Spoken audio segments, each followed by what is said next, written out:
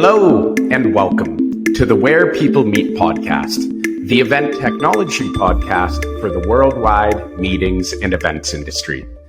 I'm your host, Mitch Malinsky, Head of Strategic Partnerships here at Feedloop, and today I'm joined by Samantha Rohman, Director of Events at Pendo, a product analytics app built to help software companies develop product-led digital experiences that their users love by painting a complete picture of how their products are being used.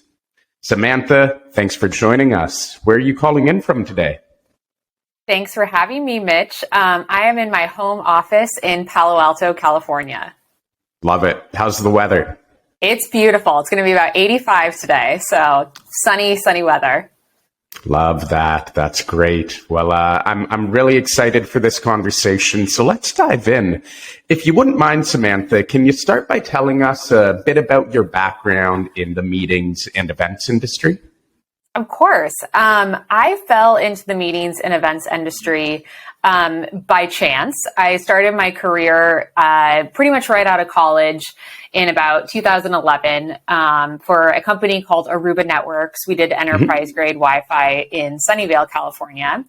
And I started as a marketing coordinator, just doing random odd jobs, and a job opened up on the events team. And so I was promoted to events, and I didn't know anything about events. I was very much learning on the job, which was really hard, but in retrospect, I'm very thankful for it.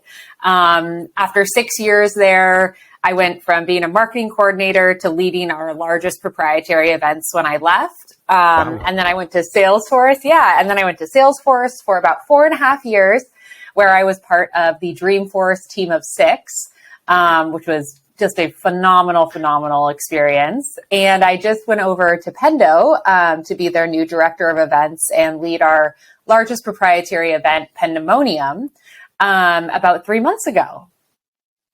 That's incredible. That's a wide variety of really impressive positions. Quite the career you've had so far.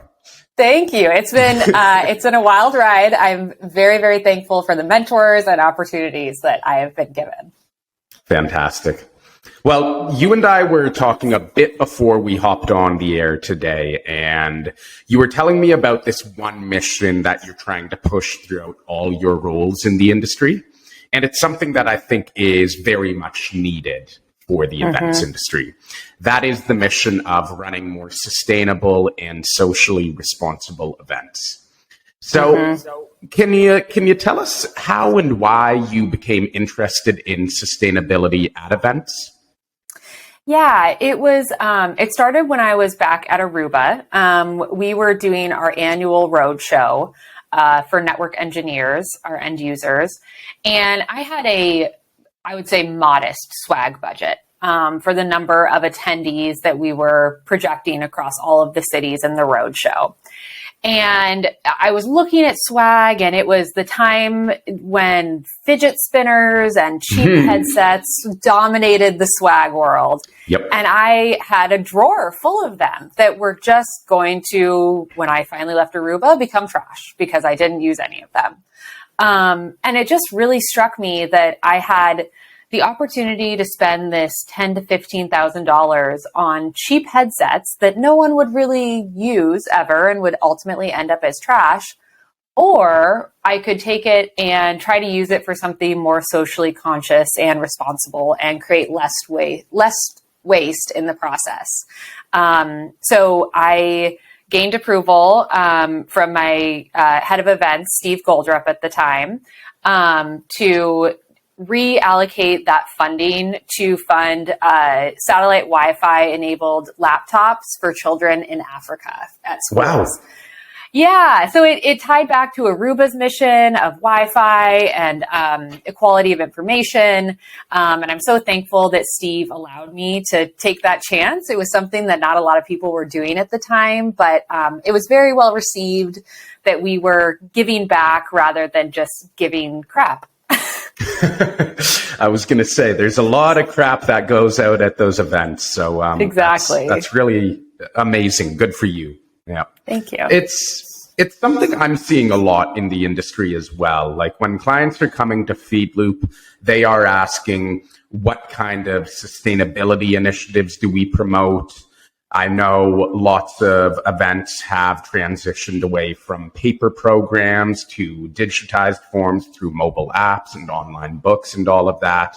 But I think the trade show piece is still something that is just incredibly wasteful. And similar to you, I got involved in the industry fresh out of school. I went to Queen's University in Canada. I took a bit of an odd approach with my studies. I was in the business program, but I also took the angle of studying sustainability.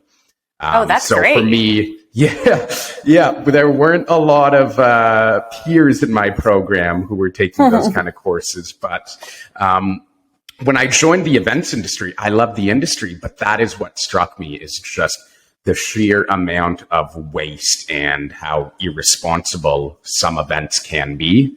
It's something that definitely deserves a bigger spotlight. So I'm glad people like you are out there pushing that mission, because it really does need to be talked about in the industry. It does, and it's becoming more commonplace. And part of the reason that I transitioned to Salesforce into the Dreamforce team is Mark Benioff, the CEO, says the business of business is to improve the state of the world. And we see all of these sustainability statistics coming out where we're putting the onus on individuals to recycle and drive electric vehicles and be sustainable and responsible, when in reality, it's corporations that are creating most of the waste and most of the problem and carbon in the environment. So that really struck me, that it is our responsibility as corporations and as voices of those corporations and influencers to do what we can to make our events sustainable, because that's where the real impactful change is going to come from. Incredibly well said. Yeah. So let's get into that. Why is it important for event planners to prioritize sustainable events? Like, are there any benefits to them to do so? Yeah. I mean, I personally believe that we have a very, very short period of time to turn around climate change and to turn around the state of the world. It's going to benefit everyone that likes to call planet Earth home, which I do, and I believe you do. So I think I sure do. I think it's very important. I think it's also a great story. We are marketers as well. It's another thing that you can evangelize and talk about your event that you're doing. I hate to make it about marketing, but it is a story that if you're doing it, it is absolutely worth telling, because let's be honest, it's not free or cheap to be a more sustainable event, which I think we'll get into. So you should absolutely take advantage of talking about what you're doing, and that inspires people to do it in their own lives, to go to other events and ask why they aren't being more sustainable and socially conscious. So there's a lot of good that comes out of it, and it's all good intentioned and heading the right way. It's the thing that in this day and age in 2022, if the event is super wasteful and is not taking these measures, it's kind of like, why not? Like, how are you just so disconnected? Yeah. And good luck retaining your audience for next year. Right. Exactly. So I think there's a lot of different ways that we can look at sustainability. But for you, when you're looking at your portfolio of events, how do you define it? Like, are there certain aspects that you're trying to measure against? Yeah. So measuring the carbon footprint of an event, there are some great calculators online that can help you do it. It's very tricky. I have yet to find one that is satisfactory and takes into consideration the travel of attendees, plus travel of employees, plus trucking, plus network usage and data center usage. That is still something that there is some work to be done on. But there are some tangible things that you can do in your event to make sure that you are ticking the box, and you know that at least for the local impact and the immediate impact, you are doing those things. Yeah. And I think the environmental arm is probably the most obvious piece that comes to mind. But aside from ensuring that your event is responsible for environmental metrics, are there any other areas that event planners should account for in terms of running a more sustainable event? Yeah. In terms of the environmental impacts, there are so many tangible things that event planners can do. You can, and a lot of them have crossover into giving back or social responsibility, which is when I led the charge on both for Dreamforce, it made sense to couple them together because there is so much overlap.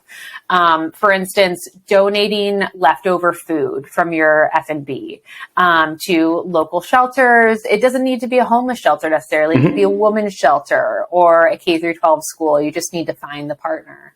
Along with that, we in the past had a beefless and porkless event, so providing more veggie options to produce less carbon. Using either China, so reusables, or using compostable serviceware is great. Not using single-use foil bags like chip bags, putting those in paper bags instead. That's something that you wouldn't really think about. 3-bin recycling, so compost, trash, and recycling in front of house so that people can see where to put their trash, and helpful guides. And bonus, if you can have an employee volunteer or a paid volunteer or staff member standing there to help people sort. That's something that we did with Dreamforce. They were called the Green Angels. They were employee volunteers that educate people as they're throwing away their waste on composting and recycling and what goes to the landfill. So there's so much that you can do, making sure you're sourcing sustainable seafood. One of my favorite things that I'm really excited to do for Pandemonium this year is we spend thousands of dollars on beautiful floral arrangements for our executive business center and our tables and our parties. And I absolutely love the flowers, but then they're typically trashed, which is so sad. And our events in Raleigh, otherwise I would take them home on the plane with me. So something that I think is really sweet to do is if you can connect with a local old folks home, you can donate the flowers, or a hospital. You can donate the flowers. That'll just brighten up that space for them, and they will be appreciated long past the event. That's really sweet. I love that. And it highlights a point you made earlier on in the conversation, which is the importance of finding partners to help you do this.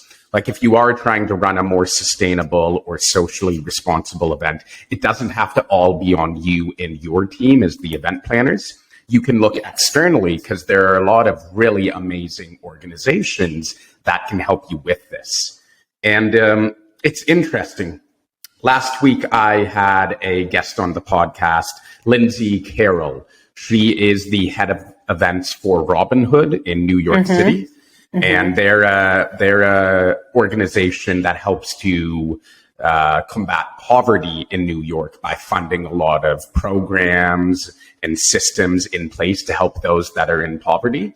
And she spoke about the importance of having partners at your event to help drive awareness around fundraising, to help divert waste and donate stuff that's not being used at the event. So I'm glad you bring that up too. So people in the audience, take note. You don't have to all do this yourself. Look elsewhere. Find other local organizations that are advancing and promoting a mission that you align with, and see if you can get their services to help support your event and in turn give back. And to that point, Mitch, when possible, sourcing a LEED certified venue or just really vetting your vendors and your partners to make sure that they are doing their part too. Like we said, it doesn't have to all be on you as the planner. Yeah, that's great. So for you and curious, your team, how big is your team at Pendo, the events team? So I have a team of 2. One one woman who handles sponsorships and then one who handles our community and is directly assisting me with Pandemonium. And then we have a field team of about 4 people. So it's fewer than 10 for the event team. And I know you've got Pandemonium. That's your big event throughout the year. Do you do any other events? We do. So we have our Mind the Product events, which are nationwide. That's actually they're worldwide. We have our corporate sponsorships, and then we have a event that is specific to one of our product lines, Adopt, called Guide, that takes place in the spring. So that actually just took place a few weeks ago. And then, of course, we are looking at doing Pandemonium on the road, taking it on the road and doing a road show this fall, or it would be this early spring. So that's exciting. Best of luck. Thank you. So with this portfolio of events that you have at Pendo, and I know you've already addressed some of these points, but what is your current approach to running more sustainable events? Yeah, it's really exciting because we are really just getting started on taking a look at Pandemonium through the lens of giving back and sustainability. So we're going to start with some of the, I would say, easier or just easy to implement things like badge and lanyard recycling through TerraCycle, doing a more plant-based menu, not printing or limited printing of brochures and things like that. We'll leverage our event app, printing on EcoBoard. So there's a lot of the things that I talked about earlier that we will be implementing for this year that haven't been done in the past, or if they haven't been highlighted. And so I'm really excited to highlight those this year. That's great. And looking ahead, far into the future, what are your aspirations? Like, what do you really want to do in terms of sustainability at these events? Yes. My goal would be to become a net zero event in the future as the Pandemonium program grows and we look at it in the next 3 to 5 years.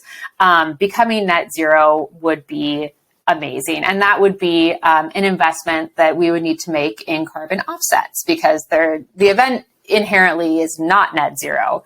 And so we would try to make it as little carbon footprint as possible and then pay for carbon offsets for things like employee travel and anything that we couldn't offset, like data centers and the electricity and power that we're using. I would love to find a LEED certified venue in Raleigh, venues that use more sustainable power sources, venues that have back of house sorting for waste. So there's a lot that we can do that is on the roadmap. But it's net zero. That's what we're striving for. That's really the big big gold star that I think everybody should be trying to make their roadmap to as companies are looking towards becoming net zero. Part of that is the events that the companies are doing. It's not just the offices and employees. That needs to be taken into consideration as well. And I think the lesson learned from you and your team is this isn't a switch that you flip overnight. This is a process that you need to put in place, and it takes a while. So don't bite off too much at once.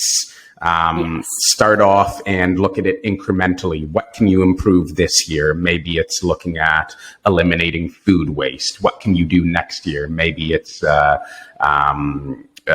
donations, supporting a local initiative, something along those lines. So I like how your team has been doing more of a phased approach.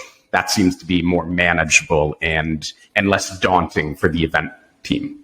Exactly. And as we think about sustainability and giving back, it shouldn't be an afterthought. It's something that we are planning from the get-go, along with keynote content, breakout content, and production. I have someone on my team assigned to it, and she is taking it and running with it and learning so much about sustainability, which is a great thing to put on her resume. So it's a wonderful way to build your team's skills. And I have squirreled away part of my pandemonium budget and reallocated it to sustainability because like I said, unfortunately, this isn't all free. Sometimes doing good takes a little bit of resources in both time and money.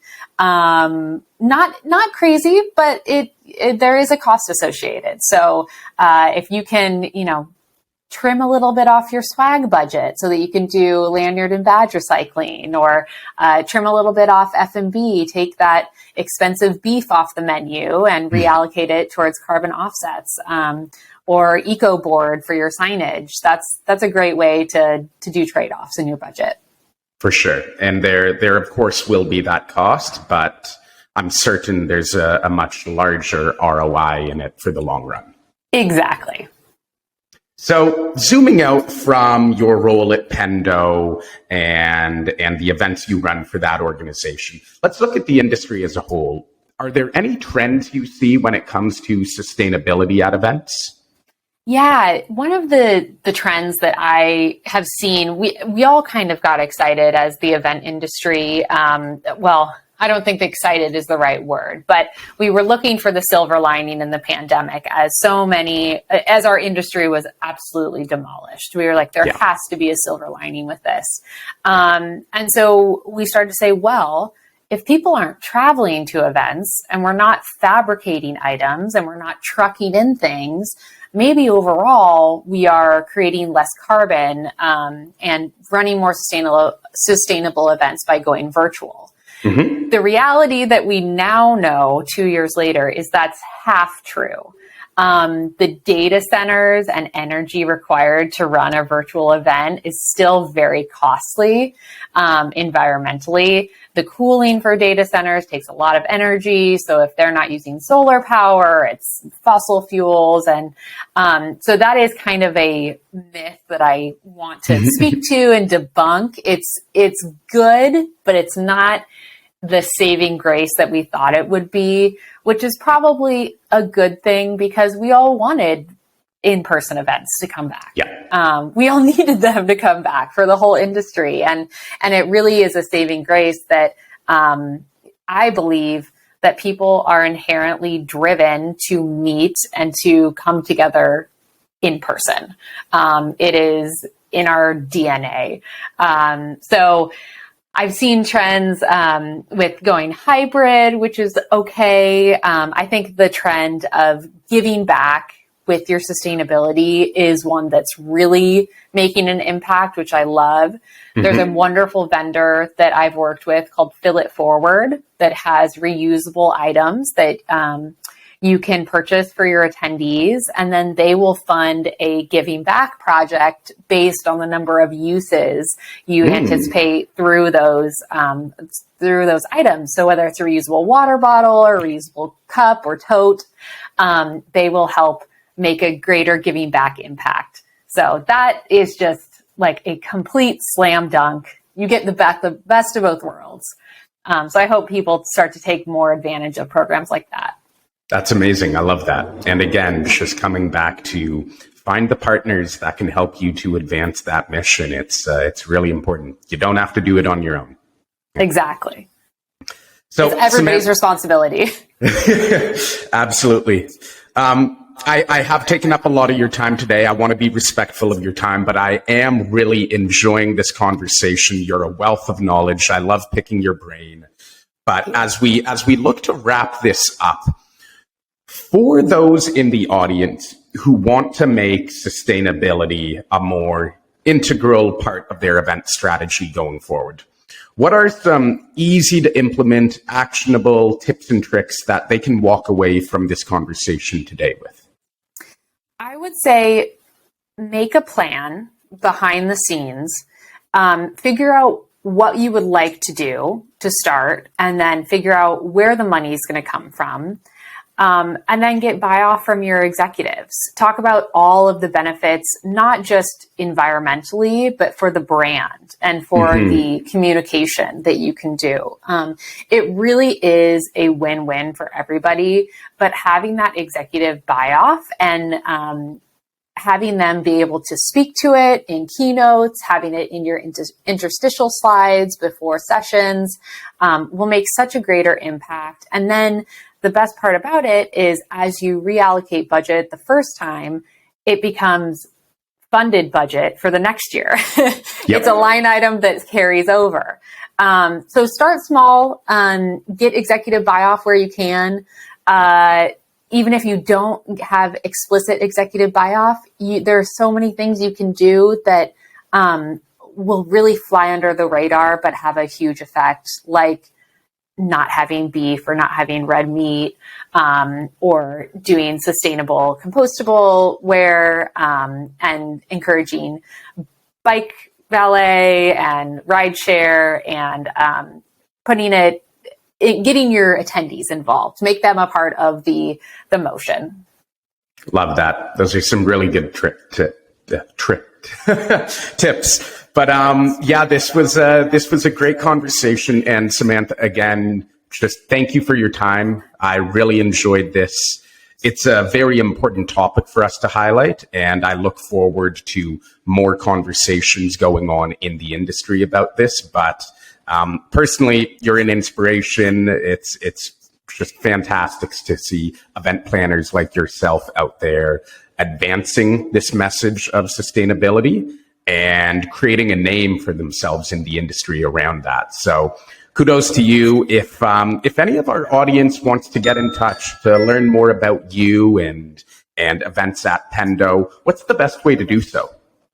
Yeah, Pendo.io is our website. We have an events page there where you can learn about Pendemonium, September 12th through 14th in Raleigh, North Carolina. Otherwise, LinkedIn is great. Just my full name, Samantha Rohman, Rohman. Send me a message. I would love to have a conversation or just chat over LinkedIn with anyone who would like to learn more. And I'm here as a resource. I want to spread my knowledge that I have thankfully gotten so that others can do good as well. Love it. Well, before we sign off, anything else you want to say today? No, just thank you for this opportunity, Mitch. This is so wonderful to be able to evangelize to the event community. And I think pretty soon it's going to thankfully be white noise because so many people are jumping on the sustainability train. So hopefully this will help get the word out. I think so. Well, everyone, thank you for your time. That wraps up our Where People Meet podcast on how to run more sustainable and socially responsible events with Samantha Rohman. Thanks for your time today, and we'll see you next time on the Where People Meet podcast.